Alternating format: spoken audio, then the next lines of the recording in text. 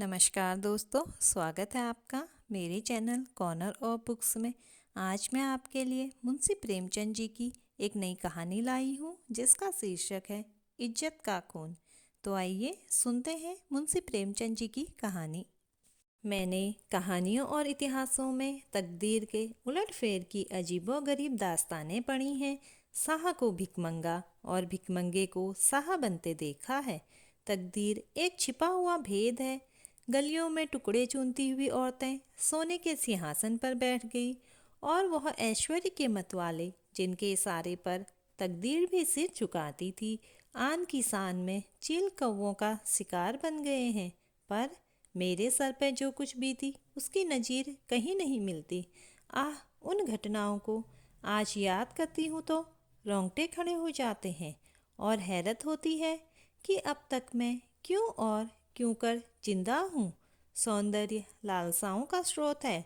मेरे दिल में क्या लालसाएं न थी, पर आह, निष्ठुर भाग्य के हाथों में मिटी।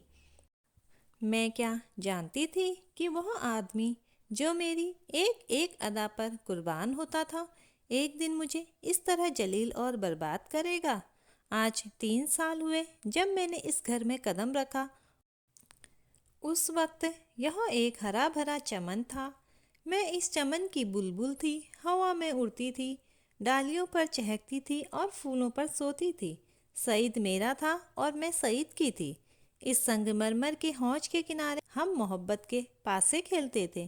तुम मेरी जान हो, मैं उनसे कहती थी, तुम मेरे दिलदार हो। हमारी जायदाद लंबी चौड़ी थी। जमाने की कोई फिक्र, जिंदगी का कोई गम न था। हमारे लिए जिंदगी सशरीर आनंद का एक अनंत चाह और बाहर का तिलिस्म थी जिसमें मुरादें खिलती थी और खुशियां हंसती थी। जमाना हमारी इच्छाओं पर चलने वाला था। आसमान हमारी भलाई चाहता था और तकदीर हमारी साथी थी। एक दिन सईद ने आकर कहा, मेरी जान, मैं तुमसे एक विनती करने आया हूँ। देखना, इन मुस्कुराते हुए होठों पर इनकार का हर्फ न आए। मैं चाहता हूँ कि अपनी सारी मिल्कियत, सारी जायदाद तुम्हारे नाम चढ़वा दूँ। मेरे लिए तुम्हारी मोहब्बत काफ़ी है। यहाँ मेरे लिए सबसे बड़ी नेमत है कि मैं अपनी हकीकत को मिटा देना चाहता हूँ। मैं चाहता हूँ कि तुम्हारे दरवाजे का फ़कीर बन के रहूँ। तुम मेरी नूरजहाँ बन जाओ और मैं तुम्हारा सलीम बनूंगा और तुम्हारी मूंगे जैसी हथेली के प्यालों पर उम्र बसर करूंगा। मेरी आंखें भर आई, खुशियाँ चोटी पर पहुंचकर आंसू की बूंद बन गई।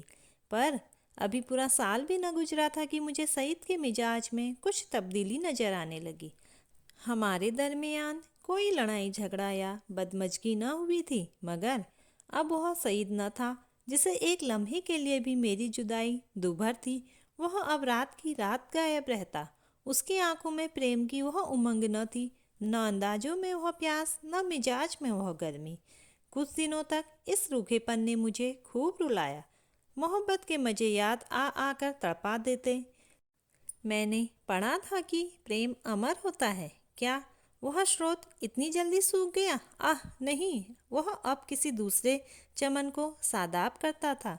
आखिर मैं भी सईद से आंखें चुराने लगी। बेदिली से नहीं, सिर्फ इसलिए कि अब मुझे उससे आंखें मिलाने की ताव न थी। उसे देखते ही मोहब्बत के हजारों करिश्मे नज़ारों के सामने आ जाते और आंखें भर जाती। मेरा दिल अब भी उसकी तरफ खींचता था कभी कभी। ये अख्तियार जी चाहता था कि उसके पैरों पर गिरूं और कहूं, मेरे दिलदार, यह बेरहमी क्यों? क्या तुमने मुझसे मुंह फेर लिया है? मुझसे क्या खता हुई?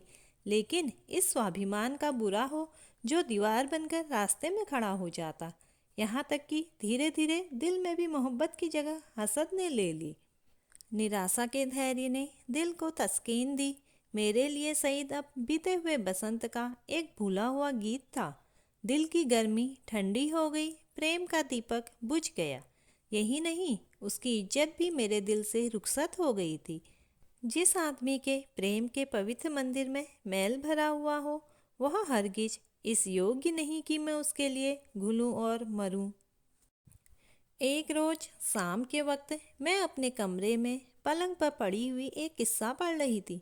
तभी अचानक एक सुंदर स्त्री मेरे कमरे में आई।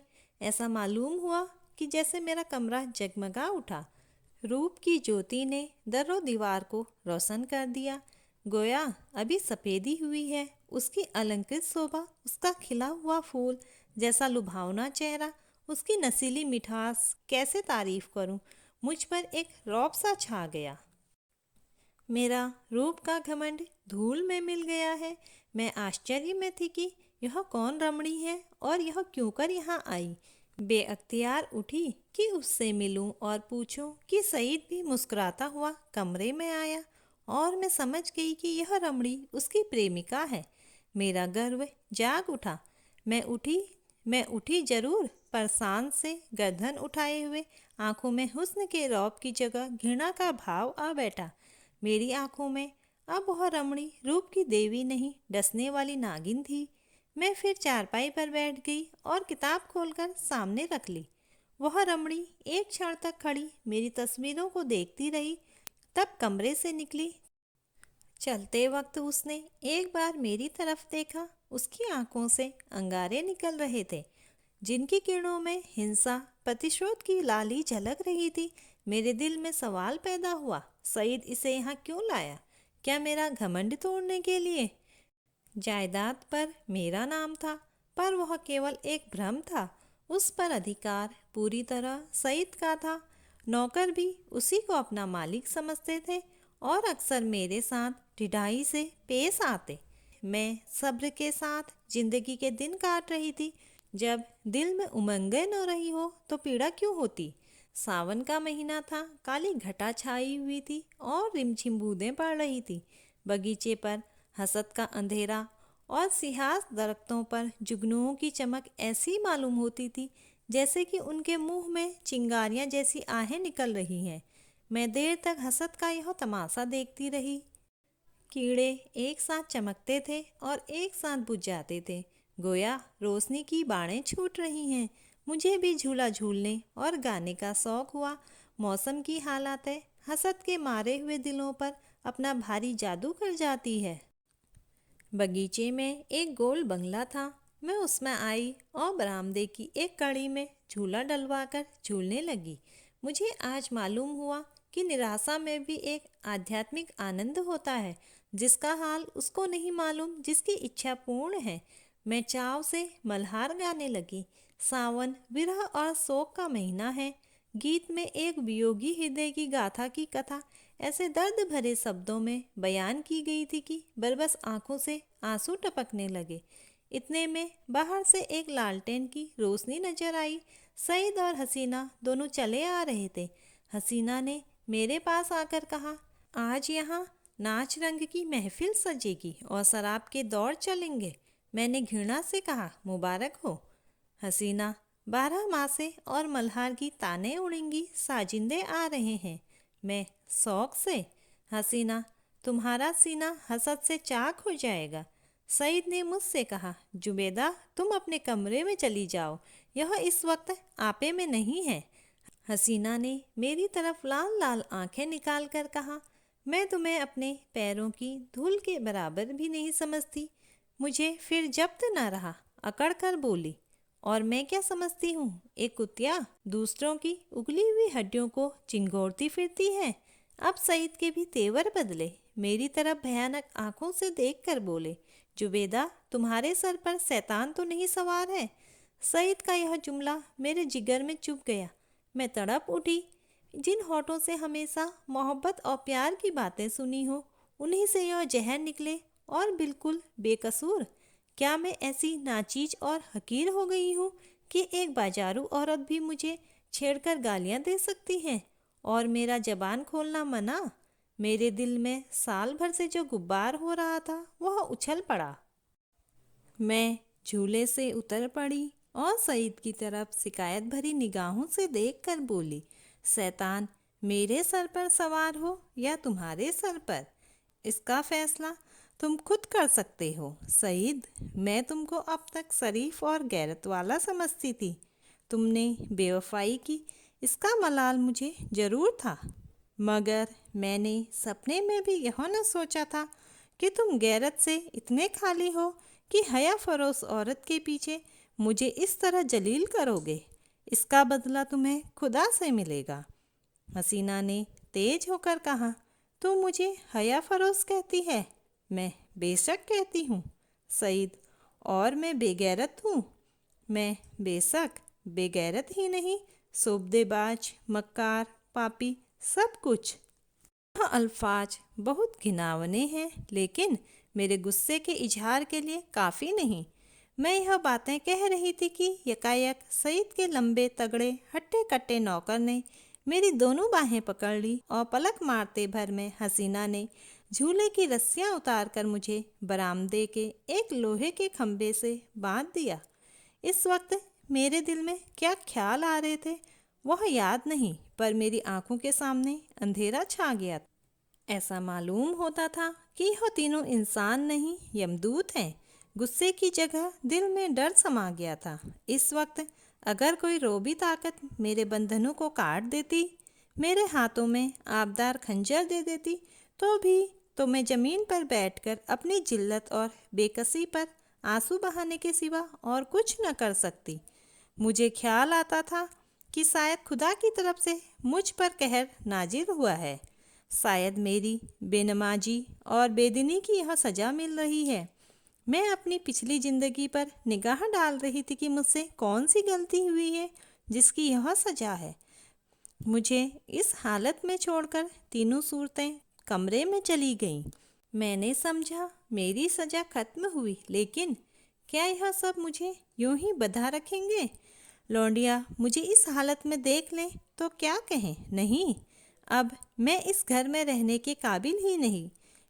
मैं सोच रही थी कि रस्सियाँ क्यों कर खोलूं, मगर अफसोस मुझे न मालूम था कि अभी तक जो मेरी गति हुई है वह आने वाली बेरहमियों का सिर्फ बयाना है।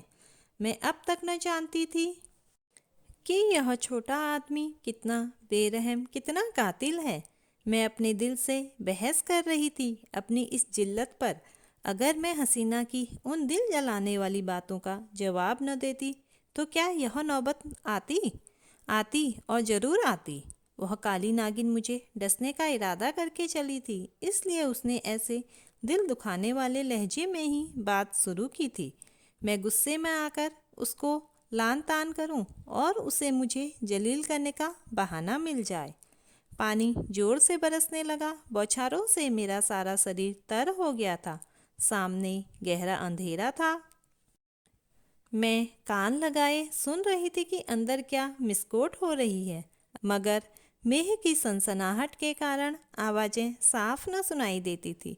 इतने में लालटेन फिर से बरामदे में आई और तीनों डरावनी सूरतें फिर सामने आकर खड़ी हो गई। अब की उस खून परी के हाथों में एक पतली सी कमची थी। उसके तेवर देखकर मेरा खून सर्द हो गया। उसकी आंखों में एक खून पीने वाली वहशत, एक कातिल पागलपन दिखाई दे रहा था। मेरी तरफ शरारत भरी नज़रों से देखकर बोली, बेगम साहिबा, मैं तुम्हारी बदजबानियों का ऐसा सबक देना चाहती हूँ जो तुम्हें सारी उम्र याद रहे। और मेरे गुरु ने बतलाया है कि कमची से ज़्यादा देर तक ठहरने वाला और कोई सबक नहीं होता। यह कहकर उस जालिम ने मेरी पीठ पर एक कमची जोर से मारी। मैं तिलमिला गई। मालूम हुआ कि किसी ने पीठ पर आग की चिंगारी रख दी। मुझसे जब्त न हो सका। माँ बाप ने कभी फूल की छड़ी से भी न मारा था। जोर से चीखें मार मार कर रोने लगी। स्वाभिमान, लज्जा सब लुप्त हो गया।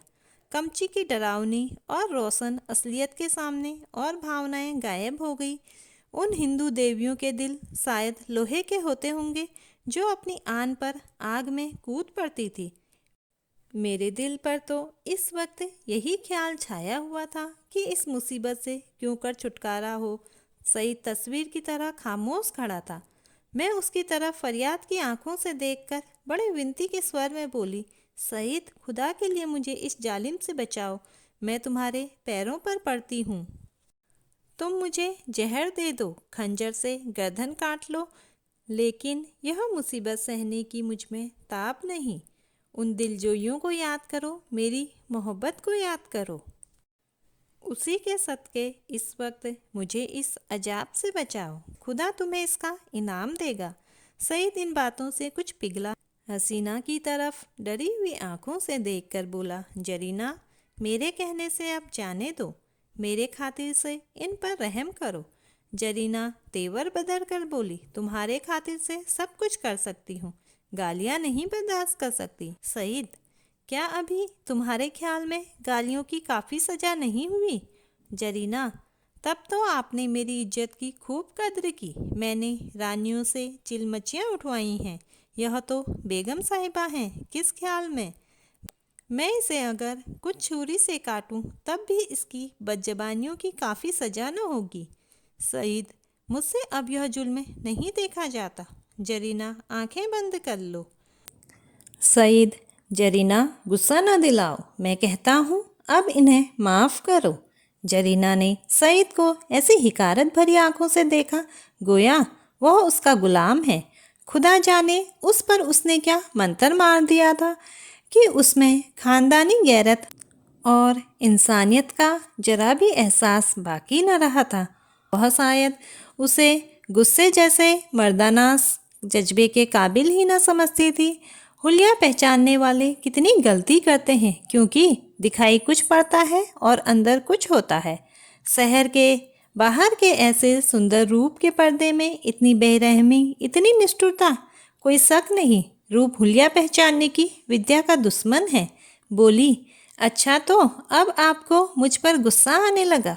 क्यों ना हो, आखिर निकाह तो आपने बेगम ही से किया है। मैं तो हया फरोश कुतिया ही ठहरी। सईद, तुम ताने देती हो और मुझसे यह खून नहीं देखा जाता। जरीना, तो यह कमची हाथ में लो और इसे गिनकर 100 लगाओ, गुस्सा उतर जाएगा। इसका यही इलाज है। जरीना, फिर वही मजाक? जरीना, नहीं, मैं मजाक नहीं करती। सईद ने कमची लेने को हाथ बढ़ाया, मगर मालूम नहीं जरीना को क्या सुबह पैदा हुआ। उसने समझा शायद वह कमची को तोड़कर फेंक देंगे। कमची हटा ली और बोली, अच्छा, मुझसे यह दगा, तो लो अब मैं ही हाथों की सफाई दिखाती हूँ। यह कहकर उस बेदर्द ने मुझे बेहताशा कमचा मारनी शुरू की। मैं दर्द से ऐंठ ऐंठ कर चीख रही थी। उसके पैरों में पड़ती थी, मिन्नतें करती थी, अपने किए पर शर्मिंदा थी, दुआएं देती थी, पीर और पैगंबर का वास्ता देती थी, पर उस कातिल को जरा भी रहम न आता था। सईद कांट के पुतले की तरह दर्दो सितम का यह नज़ारा अपनी आंखों से देख रहा था और उसको न जोश आता था। शायद मेरा बड़े से बड़ा दुश्मन भी मेरे रोने धोने पर तरस खाता। मेरी पीठ छीलकर लहूलुहान हो गई। जख्म पड़ते थे, हर एक चोट आग के शोले की तरह बदन पर लगती थी। मालूम नहीं उसने मुझे कितने दर्रे लगाए, यहाँ तक कि कमची को मुझ पर रहम आ गया। वह फटकर टूट गई। लकड़ी का कलेजा फट गया, मगर इंसान का दिल न पिघला। मुझे इस तरह जलील और तबाह करके तीनों खबीस वहाँ से रुखसत हो गए। सईद के नौकर ने चलते वक्त मेरी रस्सियाँ खोल दी। मैं कहाँ जाती, उस घर में क्यों कर कदम रखती? मेरा सारा जिस्म नासूर हो रहा था, लेकिन दिल के फफोले उससे कहीं ज़्यादा जानलेवा थे। सारा दिल फफोलों से भर उठा था। अच्छी भावनाओं के लिए भी जगह बाकी न रही थी। उस वक्त मैं किसी अंधे को कुएं में गिरते देखती तो मुझे हंसी आती, किसी यतीम का दर्दनाक रोना सुनती तो उसको मुंह चिढ़ाती। दिल की हालत में एक ज़बरदस्त इनकलाब हो गया था।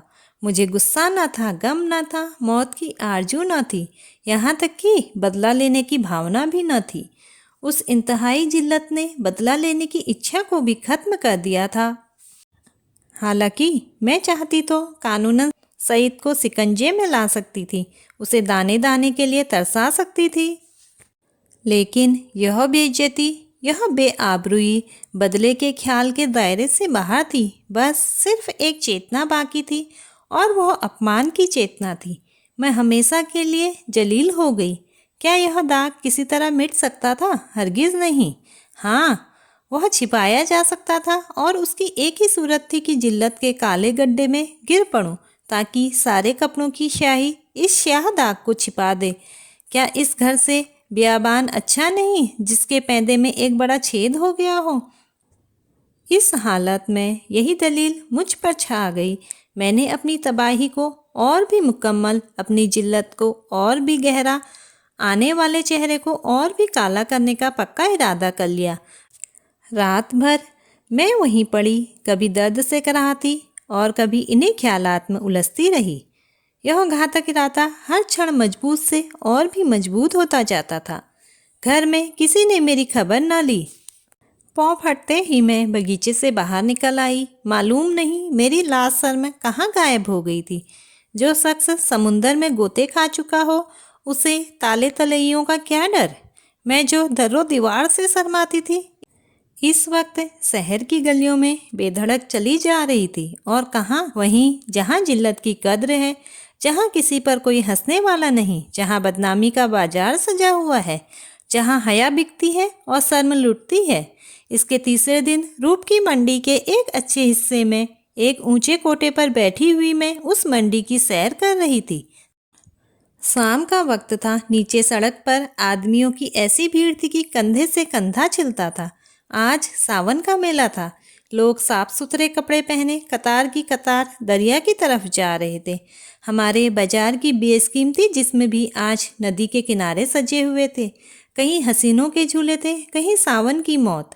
लेकिन मुझे इस बाजार की सैर दरिया के किनारे से ज़्यादा पुल्लुप्त मालूम होती थी। ऐसा मालूम होता है कि शहर की ओर सब सड़कें बंद हो गई हैं, सिर्फ यही तंग गली खुली हुई है और सबकी निगाहें कोठों की ही तरफ लगी थी। गोया वह जमीन पर नहीं चल रहे हैं, हवा में उड़ना चाहते हैं। हाँ, पढ़े लिखे लोगों को मैंने इतना बेधड़क नहीं पाया। वह भी घूरते थे, मगर कनखियों से। अधेड़ उम्र के लोग सबसे ज़्यादा बेधड़क मालूम होते थे। शायद उनकी मनसा जवानी के जोश को जाहिर करना था। बाजार क्या था, एक लंबा चौड़ा थिएटर था। लोग हंसी दिल लगी करते थे, लुत्फ उठाने के लिए नहीं, हसीनों को सुनाने के लिए। मुंह दूसरी तरफ था, निगाह किसी दूसरी तरफ। बस भांडों और नक्कालों की मजलिस थी। यकायक सईद की फिटन नजर आई। मैं उस पर कई बार सैर कर चुकी थी। सईद अच्छे कपड़े पहने अकड़ा हुआ बैठा था। ऐसा सजीला बाका जवान सारे शहर में न था। चेहरे मोहरे से मर्दानापन बरसता था। उसकी आंख एक बार मेरे कोठे की तरफ उठी और नीचे झुक गई। उसके चेहरे पर मुर्दनी सी छा गई, जैसे किसी जहरीले सांप ने काट खाया हो। उसने कोचवान से कुछ कहा। दम के दम में फिटन हवा हो गई। इस वक्त उसे देखकर मुझे जो दृश्यपूर्ण प्रसन्नता हुई, उसके सामने उस जानलेवा दर्द की कोई हकीकत न थी। मैंने जलील होकर उसे और जलील कर दिया। यह कटार कमचियों से कहीं ज़्यादा तेज थी। उसकी हिम्मत न थी कि अब वो मुझसे आंख मिला सके। मैंने उसे हरा दिया, उसे उम्र भर के लिए कैद में डाल दिया। इस काल कोठरी से अब उसका निकलना गैर मुमकिन था, क्योंकि उसे अपने खानदान के बड़प्पन का घमंड था। दूसरे दिन भोर में खबर मिली कि किसी कातिल ने मिर्जा सईद का काम तमाम कर दिया। उसकी लाश उसी के बगीचे के गोल कमरे में मिली। उसके सीने में गोली लग गई थी। 9 बजे दूसरी खबर सुनाई दी। जरीना को भी किसी ने रात के वक्त कत्ल कर डाला था। उसका सर तन जुदा कर दिया गया। बात को जांच पड़ताल से मालूम हुआ कि यह दोनों वारदातें सईद के ही हाथों हुई। उसने पहले जरीना को उसके मकान पर कत्ल किया और तब अपने घर आकर अपने सीने में गोली मारी। इस मर्दाना गैरतमंदी ने सईद की मोहब्बत मेरे दिल में ताज़ा कर दी। शाम के वक्त मैं अपने मकान पर पहुंच गई। अभी मुझे यहाँ से गए हुए सिर्फ 4 दिन गुजरे थे, मगर ऐसा मालूम होता था कि वर्षों के बाद आई हूँ। दरो दीवार पर हसरत छाई हुई थी। मैंने घर में पाँव रखा तो बरबस सईद की मुस्कुराती हुई सूरत आंखों के सामने आकर खड़ी हो गई। वही मर्दाना हुस्न, वही बाकापन, वही मनोहार की आंखें। बेअख्तियार मेरी आंखें भर आई और दिल से एक ठंडी आह निकल आई। गम इसका न था कि सईद ने क्यों जान दे दी। नहीं, उसकी मुजरिमाना बेहिसी और रूप के पीछे भागना, इन दोनों बातों को मैं मरते दम तक माफ़ न करूँगी। गम यह था कि यह पागलपन उसके सर में क्यों समाया। इस वक्त दिल की जो कैफियत है उसे मैं समझती हूँ कि कुछ दिनों में सईद की बेवफाई और बेरहमी का घाव भर जाएगा। अपनी जिल्लत की याद भी शायद मिट जाए, मगर उसकी चंद रोजा मोहब्बत का नक्श बाकी रहेगा और अब बस यही मेरी ज़िंदगी का सहारा है।